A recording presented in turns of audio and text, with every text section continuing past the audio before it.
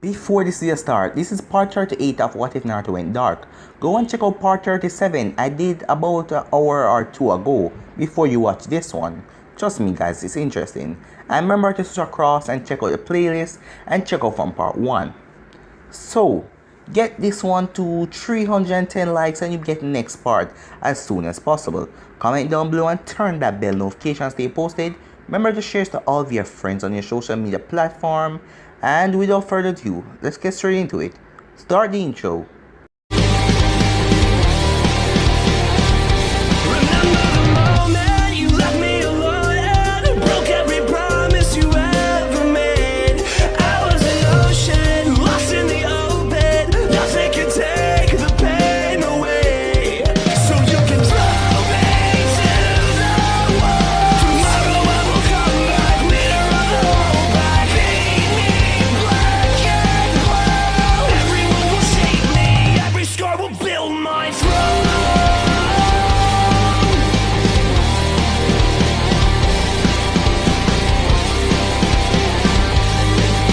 So in the last episode we go over a lot of things in Wave, and the Wave 4, that is now the team, consists of Jirobo, Teiwaya, Sakan and Kidamaru, calling themselves the Wave 4. They overheard the information about Orochimaru and his spy, and they're going to relay it to Naruto. So we start this episode inside of Konoha.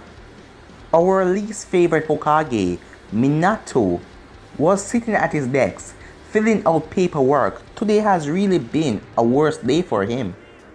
People were still scared of Naruto being free and demanded Minato to find him, even though it has been 3 years and nothing has happened. He has looked for Naruto numerous times, but he only came up empty-handed. After sending out his envoy to search, they never found Naruto. He has also tried to get information on Naruto, but his spies never came back. Konoha was back on its feet when it came to money. The businesses of Konoha were thriving and really did represent Konoha in a good way. Missions were coming in from everywhere, and Konoha completed them expertly and quickly, also giving Konoha a good mission success rate. Minato also got back a lot of trust and respect from the peoples. When Naruto left, there were people who actually wanted to impeach the man. But with a lot of work and dedication, he fixed most of the village problem. He stopped his reminiscing when he saw the door open up and 3 people came in. "Hey Minato, how has it been?" said Jiraiya as he walked in. Minato then heard a cry and something jumped on him. Whoa, calm down Mito, said Minato as Mito jumped on him and hugged him as he tried to pry her off because she was just so happy to see him. "Hello father," said Menma as he stood calmly. "You seem calmer than you did," said Minato to Menma with a smirk. Menma and Mito have also changed during the 3 years they were gone training with Jiraiya. Menma now wear a blue Jonin vest with a black long sleeve and a pants on. The Uzumaki swirl on both of his shoulder and his leaf protector forehead. Mito also pulled out as she was wearing a blue royal komoto with a black belt around the middle, holding it all together. She also cut her hair short as the komoto stopped right at her thigh. She has really grown up and looked completely different with a short haircut. "How was the training you two?" asked Minato. "It went great. I really feel like I had advanced my lightning jutsu. I also pumped up on my shuriken jutsu. I am ready for anything," shouted Menma, losing his cool. "And I have really advanced my genjutsu. My control over water has really helped me a lot. I feel like I can easily beat Menma now," said a cocky Mito. "Please, you wish you could beat me. It will take you about 100 years to get strong as me," as the both of them quarrel amongst each other. Be quiet, you two, said Minato, and you two still have a lot of competition. Sasuke and Sakura has gotten really strong. They are outside of the village right now, but trust me, they are on their own class right now, said Minato, not including himself in the fold. I don't care. Next time I see the Uchiha, I will teach him a lesson. Do not ever mess with a Namakase, said Menma. And when I see Sakura, I will beat her to the ground. She won't even be a bug on my shoulder. Well, you two better not cause any problems for me. Now go home. Your mother has been waiting for your return, said Minato. The two of them nod before leaving out of the Hokage's office. As they said goodbye to Jiraiya, Jiraiya stood there as he was ready to talk to Minato. They really have grown, said Minato as he looked at Jiraiya. Yes, and they are as strong as they told you. It will be really great and entertaining to see the both of them face off against Sakura and Sasuke, said Jiraiya. They will probably go over their heads and mess up, said Jiraiya, and lose. The both of them have a quick laugh, and then they both quiet down. When Minato put on a serious face. Have you heard anything about Naruto? Minato asked Jiraiya. Sadly, I haven't. Wherever he is, he's making sure that no one knows his location. It must be because of the rising in the Akatsuki. He's smart, said Minato. He knows what he's doing, said Jiraiya. I know, and that is what I fear, said Minato as he stood up and looked through the window as he looked on the precious village. He said he promised me that he was going to come back and destroy Konoha one day. I am afraid that he will, and we won't be able to stop him. And with the Kyuubi enhancing his powers and messing up his mind, I'm afraid our end is near, said Minato, feeling very hope and helpless. He knew how strong Naruto was 3 years ago, and he knew that Naruto must have been training through the 3 years. So Naruto is on another level now because Minato couldn't even beat him before. How strong is he now? We cannot give up now, Minato. We will find a way to get out of this. The good guys always win the story, said Jiraiya. I hope so, said Minato. The both of them start to catch up of not seeing each other for 3 years. 2 days later at the San. Kakashi, said Sakura as Kakashi was almost asleep. He was worn out and tired after using his Sharingan to face off against Deidara. He quickly opened his eyes and composed himself. He could only see blur vision out of the Sharingan for now, so he closed it and put the headband over it as him, Sakura, Sasuke and Team Guy was standing in front of Gaara, Temari and Kankuro. We really do appreciate everything that you've done for us. We are in your debt, said Temari. No worries, Konoha is just happy to help out the ally. No need to be in debt for something that we must do in the first place, said Kakashi with a eye smile as his hand was around Guy as Guy was holding him up. Thank you again, we really do appreciate it, said Kankuro. It was quiet for a while. Sasuke and Gaara was looking in each other's eyes. Sasuke has gotten taller during his 3 years with Kakashi of training. He wore a shirt that opened up that was showing his chest. He wore pants that were baggy at the top and a blue strap wrapped around his waist. I am glad that you are okay, Gaara. Call us again if you ever need some help, said Sasuke. Gaara then did something that he never did before as he placed his hand forward. Sasuke and everyone was shocked as Sasuke took a while. Then he held out his hand as the both of them shared a handshake. After that, the Leaf Ninjas returned home. The next day, Naruto was sitting down on the same red couch he was a couple days earlier. He was having a meeting with his subordinates. He was expecting the Wave 4 to come soon. Here they are, thought Naruto. And he was right. The Wave 4 fell into the room and stood in front of Naruto with their hands behind them. At a sign of respect, report, said Naruto. Sakan then spoke up as he started talking. Naruto-san, we came upon a battle with an Akatsuki member against an old woman who came from the sand and a pink-haired girl who came from Konoha, said Sakan. Sakura, Naruto thought, as he knew who was fighting. We went inside a cave that was near the battlefield and it seemed to have been the Akatsuki base one of the times, but now it is empty and nothing was in there for we to get any more intel on the Akatsuki. Oh yeah, said Sakan, there was a very large statue in there with many eyes and it had chains all over its arms. It was too large for us to bring it back to Wave for you to look at it. We went back out to see the puppet man was defeated and the pink-haired girl asked him a question. About you, said Sakan. What did she ask? Said Naruto as he was really interested at this point. His eyes growing crimson for a quick second. He still had to deal with Sakura and he was now away from Konoha.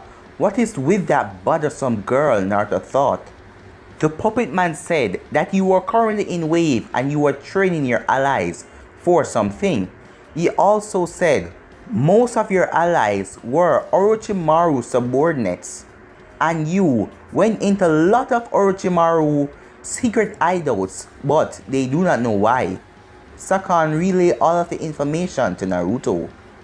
The most interesting thing is that the puppet man has a spy close to Orochimaru and they will be meeting at the Tenchi Bridge in 10 days. Naruto was in deep thought. What could he use this for? He could set up a surprise attack on Orochimaru and the ninjas Konoha were bound to send at the location. It will be taking out two birds with one stone. Also, who will he send to deal with them? Konoha, knowing that this is about Orochimaru, they're going to send someone very strong to take care of it. He had to think carefully about this situation. Naruto then looked up at the Wave 4 and smirked, remembering one of his orders that he gave them earlier. Did you do something to piss the Akatsuki off? Said Naruto. What he got in return is the Wave 4 giggling. Maybe, said Kidomaru as he giggled to himself. Well, other than that, you have completed your mission, said Naruto. You may leave now. I need a break, said Naruto to himself. A break from what, Naruto? Said Kurama as she walked into the room and sat down beside Naruto. Being here, I want a vacation, said Naruto. We can go back to Mika, said Kurama. I know you remember the first time we went. We had a really good time on that vacation. No one bothering us, you didn't have to give any order, she said to Naruto. I had some business there too, she said. So, maybe we can go. Naruto nodded his head and remembered the first time he went to the demon realm. Flashback. 15-year-old Naruto was beside Kurama at the entrance of Wave. All of Naruto's subordinates were also there, waiting to see the couple off. Alright, are you ready? Naruto-kun asked Kurama. Wait, he said as he turned to his followers.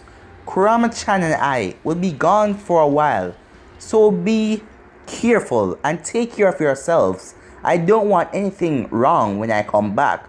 Make sure that you keep up with your training. No slacking off. Understood? Said Naruto as everyone said yes, understood. Zabuza, you're in charge, said Naruto as he turned around. I will do my best, said Zabuza. Oh, and Zabuza, said Naruto. If I find that wave is messed up in any way when I come back, I am going to kill you, said Naruto, not looking at Zabuza. So be careful what you do.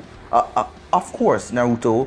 I'm going to do my best and not make anything mess up, said Zabuza as he was stammering over his words.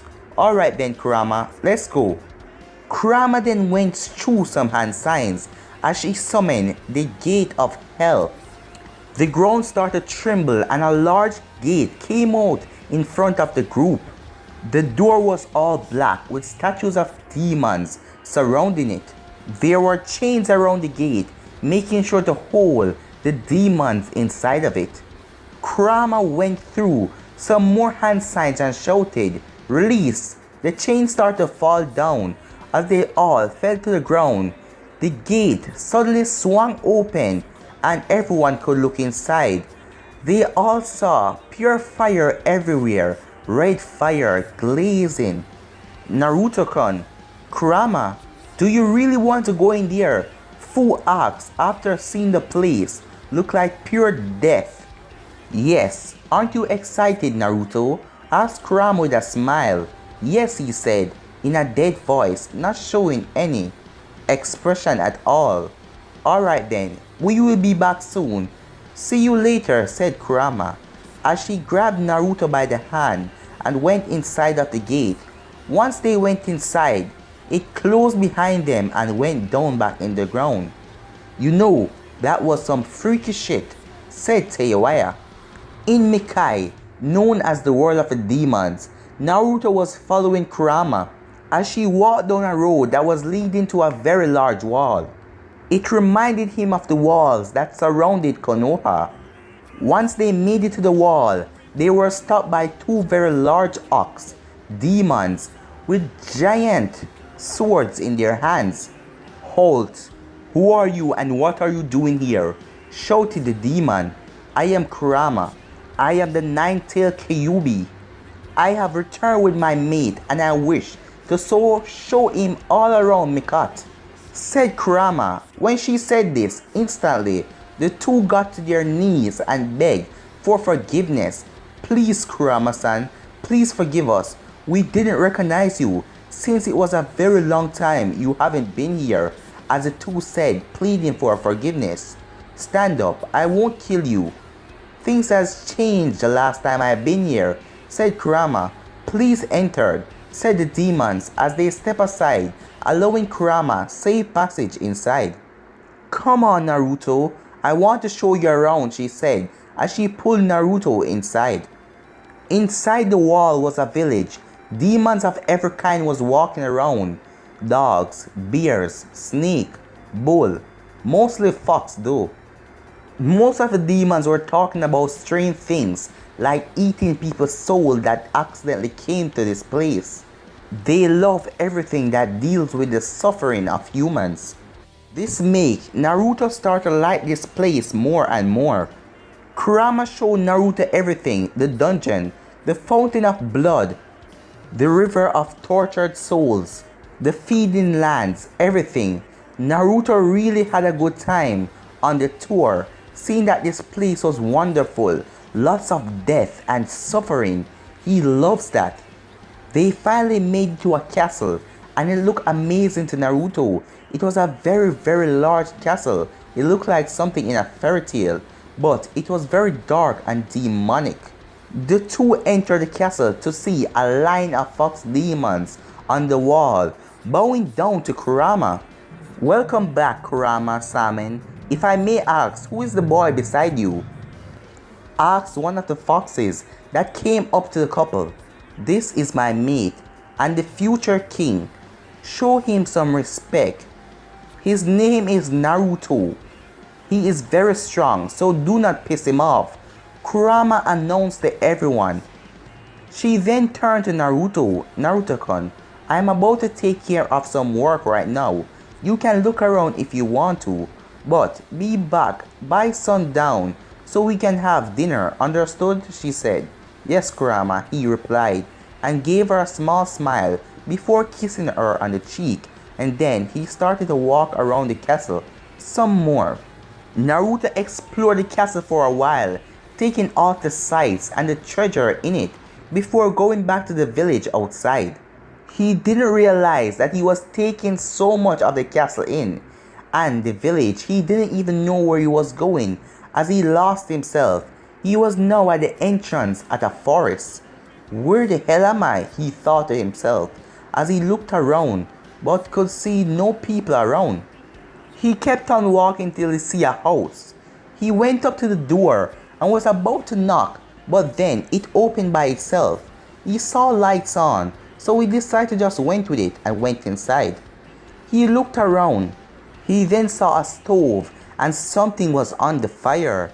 He went over to sniff what was in it, but then he heard something behind him. "Hey, what are you doing here, sonny boy?" Naruto turned around to see a man-sized mole. "Who are you?" asked the mole. "I am Naruto no Yoko, made of the Kyuubi no Yoko," said Naruto. "Oh, you're that boy that Miss Kurama brought with her this morning. I got to tell you, my boy, you got a very good looking one right there. I need to get someone for myself too," said the mole as he chuckled. "So, what are you cooking?" said Naruto. "Have you ever eat cabbages?" asked the mole. "No, I only eat meat and oranges," said Naruto. "Oranges? Foxes aren't known for eating oranges." "Oh, like I care," said the mole. As he said, "You can sit down and watch me eat," as he pulled up right beside a table and started to eat some cabbage. As Naruto pulled up a chair and sit down. "Why aren't you bowing down like the rest of the demons here to Kurama?" said Naruto with a confused face. "I really don't care about titles or anything like that. I believe that everyone is equal," said the mole as he enjoyed his food. "So, what is your name?" asked Naruto. "Me? I am Mr. Riesel, one of the best moles in the world," he said as he put his hand under the table and came up back with one porn magazine. "You read that stuff?" said Naruto as he looked on at the side of the mole, reading and looking at naked humans. "So you're a perverted mole," said Naruto. "I'm not a pervert. I'm a super pervert," said the mole as he enjoyed going through his magazine. "You know, I actually find you amusing. I don't find that in many people," said Naruto. "I find you pretty weird, but I can get used to that. I don't have anyone to come over and talk to in a while, so you can come over anytime you want," said the mole. That's how it went on for the next few days. Naruto will come over to the overly sized mole house for a few days, and we will have dinner with Kurama and have some little fun meanwhile. End of the flashback. "Yeah, it would be nice to see Risen-san again," said Naruto. "Risen? Don't tell me that was a person who you were going to every day, that pervert man who tried to peep on me every time when I was in the demon world," said Kurama as she blew out a small stream of fire out of her mouth. "He is really amusing. I like him," said Naruto painfully. "Well, that is not the only reason why I came in here. I want to know how the Wave 4 mission went," said Kurama. "They found out a lot about the Akatsuki, and they told me that Orochimaru is being watched by a spy of sorcery, and the spy will be on the Tenchi Bridge in 10 days. Naruto then relayed the information about the statue. Kurama's eye then widened when she heard that the Akatsuki have a large statue. "What?" she said to herself. "Is it that statue Naruto is talking about? If that is, then someone on the Akatsuki has the Rinnegan, because at this moment none of them know about pain." "So, what are we going to do about it, Naruto?" said Kurama as the both of them start a conversation. But I'm going to be ending this episode right here, guys. For the next part, you're going to see what happened in Tenchi Bridge, but I'm going to be ending this episode right here. And remember to check out the other part before you watch this, because I did it about 2 or 1 hour ago. But I'm out for now, guys. Peace.